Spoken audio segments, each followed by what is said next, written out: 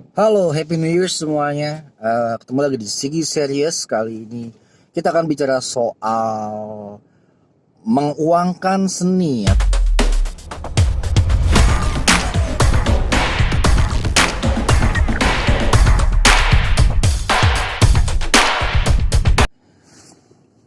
Ya, jadi ini gue coba-coba syuting malam ya. Gue nyalain lampu kayak angkor begini. Kayak kalau malam gue lebih kurus anjing. Jadi ini gue akan mau bicara tentang bagaimana sih sebuah benda seni, karya seni buatan manusia itu bisa dapat value gitu, dapat value sebagai benda kapital, duit gitu. Nah kita akan bicara dari awal dulu, dari paling gampang dulu ya, gitu. Seni itu apa? Ini basic banget sih. Definisinya berubah terus dari awal manusia ada sampai sekarang. Jadi pada awalnya seni itu dipakai untuk ritual, pada awalnya juga seni itu pokoknya sebuah benda-benda yang awalnya dibikin untuk kegunaan tertentu, tapi lama kelamaan seni dibuat untuk keindahan gitu. Jadi kayak manusia tuh pelan-pelan mengubah benda-benda yang tadinya cuman buat berburu meramu menjadi sesuatu yang punya bentuk yang nggak cuman ada gunanya, tapi juga ada bentuk yang membuat mereka terhibur gitu. Ada ceritanya, ada narasinya. Dari hiburan-hiburan ini juga bentuk-bentuknya juga kan, ketika dia ngomong soal dewa-dewa atau ngomong totem-totem gitu ya, perlambangan-perlambangan alam dan lain-lain. Inilah yang membuat spesies kita Homo sapiens dan sebelumnya Homo Neanderthal gitu menjadi makhluk yang punya kesadaran sentien, seperti yang gue bahas pada episode 1 dan episode 2 Esenosa Sigi series ini. Jadi seni itu membuat kita jadi manusia. Kalau tanpa seni, tanpa cerita, kita bukan orang, kita akan jadi makhluk. Kalau kita full fungsional doang, hanya pakai akal doang gitu, tanpa ada kesenian, ya kita akan jadi robot. Kalau kita nggak kenal kesenian, hanya fungsi-fungsi untuk hidup, kita cuma jadi binatang biasa yang hidup buat insting. Oke. Lalu ketika kesenian itu jadi ritual ya untuk agama ya, kita masih bisa lihat itu di banyak tempat-tempat di dunia ini ya. Loh, kalau ke gereja, ke masjid, ritual-ritual tribal itu pakai kesenian loh semuanya. Mereka tuh berpikir pakai kesenian loh semuanya. Sesuatu yang tidak pernah tidak bisa diduitkan awalnya ya. Tapi ketika kita ngomong kesenian sebagai bentuk finansial, nah kita juga bicara tentang bagaimana konversinya. Agama tuh salah satu konversi pertama loh seni jadi finansial, ketika kapitalisme sama Katolik itu gabung gitu ya. Jadi dikomersialkan, dimonetisasi dengan uang-uang sumbangan, dengan pajak-pajak dari raja yang dikasih kuasa sama agama, dengan penjualan surat pengampunan dosa indulgensia misalnya. Itu kan berarti ada monetisasi seni gitu kan, karya manusia untuk mendamaikan diri atau menguasai orang dengan agamanya dan dikomersialkan. Nah sekarang mungkin gue akan langsung loncat ke zaman modern aja ya, karena terlalu panjang kalau kita bicara soal sejarah seni. Lo paham nggak kenapa lukisan kayak gini nih di atas ini, Jackson Pollock gitu, harganya bisa 50 juta dolar, padahal cuman cat diciprat-ciprat doang. Atau kayak gini, ini Rothko harganya bisa ya puluhan juta dolar juga gitu, padahal cuma blok-blok warna doang. Kenapa ini jadi mahal gitu? Artinya di sini kita bicara soal politik finansial ya gitu. Kita juga bicara soal politik dunia, ketika misalnya lukisan ini klasikal, ini lukisan kesukaan Hitler. Oke, klasikal kayak gini. Artinya value kesenian itu semua berdasarkan sama konteks dan kritikus seninya gitu ya. Dan bagaimana kaum menengah atas atau orang-orang yang membutuhkan representasi atau seni itu membeli itu dalam sirkulasi mereka, sirkulasi yang kita sebut galeri. Dalam film kita punya festival film, sama aja kayak galeri seni sebenarnya. Ada kuratornya, ada programmernya kalau di tempat-tempat lain, programmer atau kurator untuk film. Dan ada politik-politiknya gitu ya. Ada yang mendukung wacana tertentu, ada yang gimana, ada yang mendukung wacana LGBT kayak film festival, ada yang mendukung wacana kekiri-kirian kayak Cannes beberapa tahun belakangan ini ya. Cannes tuh benar-benar menangin Parasite apa segala untuk isu-isu kayak gitu, atau kayak Oscar gitu yang jelas banget suka whitewashing, walaupun yang kemarin menang Parasite Korea Selatan itu bikin kaget banget. 2020 memang bikin kaget banget. Anyway, ini seni-seni yang kita omongin ya, bagaimana menguangkan seni-seni itu pertanyaan banyak orang gitu sebenarnya. Orang masing-masing seni pasti punya sendiri pasar-pasarnya kan, semua benda tuh punya pasarnya. Yang susah adalah bagaimana seniman mencari pasar gitu, karena pasar itu biasanya yang menguasai pasar, maksudnya menguasai keluar masuk peta pasarnya adalah entah itu kurator, entah itu kritikus atau produser film atau pemilik galeri gitu ya. Mereka nih yang menguasai pasar, mereka lihat apa yang pasar butuhkan, apa yang lagi ngetren, mereka membuat tren sendiri gitu ya. Tangan-tangan inilah yang membuat seni punya nilai yang besar-besar itu gitu.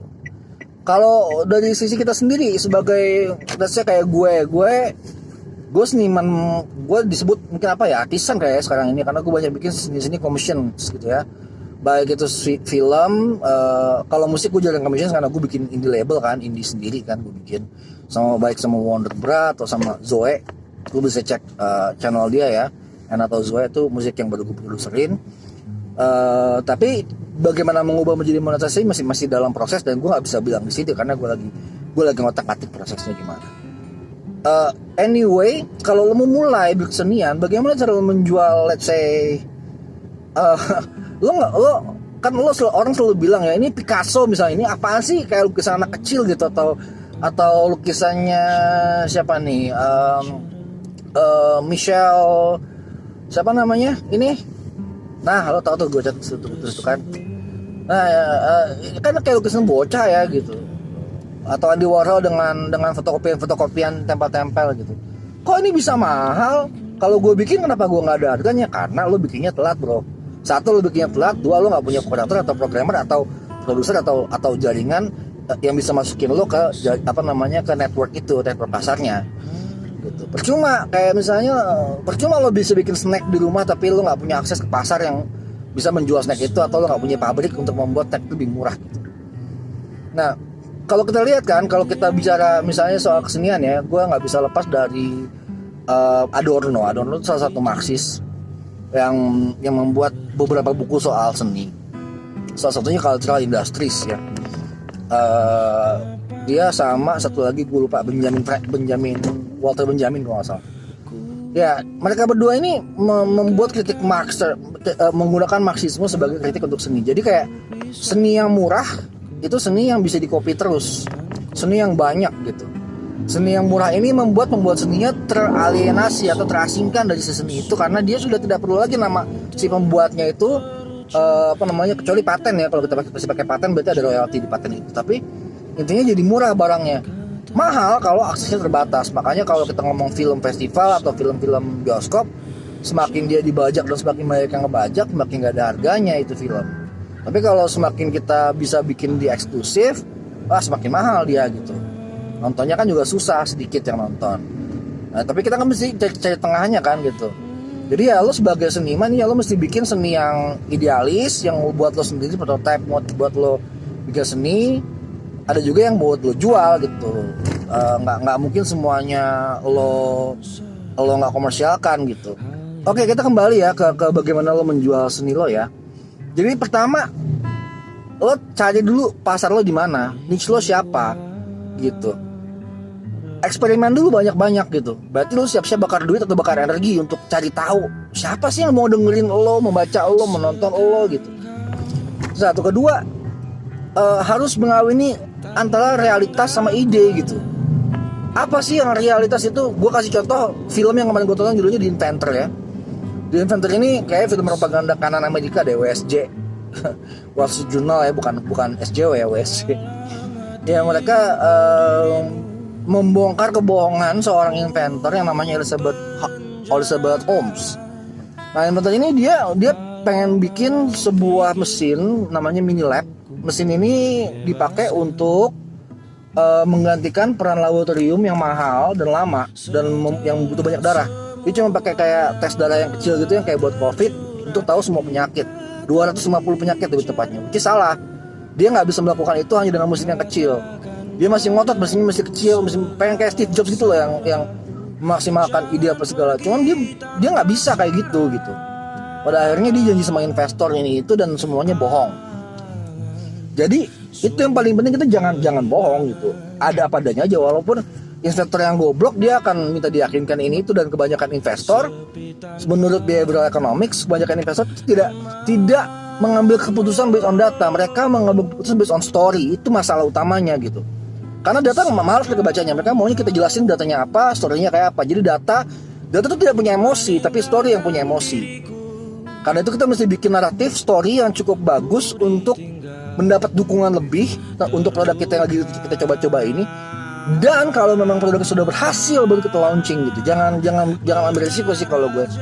Nah, launching itu artinya apa ya? Film lo ya, lukisan lo ya apa? Lo launching ketika lo merasa bahwa oke, ini cukup nih, ini bisa nih gitu. Dan misalnya sama Zoe, gue ngerasa bahwa ya gue bikin konsepnya untuk albumnya Zoe, kita akan bikin benar-benar akustikan raw aja untuk tahu pasarnya dulu, dan kira-kira siapa-siapa aja yang suka lagu kayak gini, which is banyak gitu ya. Udah punya niche-nya nih pelan-pelan, dan habis itu kita akan bikin yang proper tahun ini. Tunggu ya guys. Itu sih dari gue. 15 menit ini udah selesai. Terima kasih ya udah dengerin CD series buat malam ini. Selamat tahun baru semuanya. Sampai ketemu di episode selanjutnya. Bye-bye. Semua yang telah tercurah, kita tak bicara. Katakan padaku segala salahku, jangan pergi tanpa suara.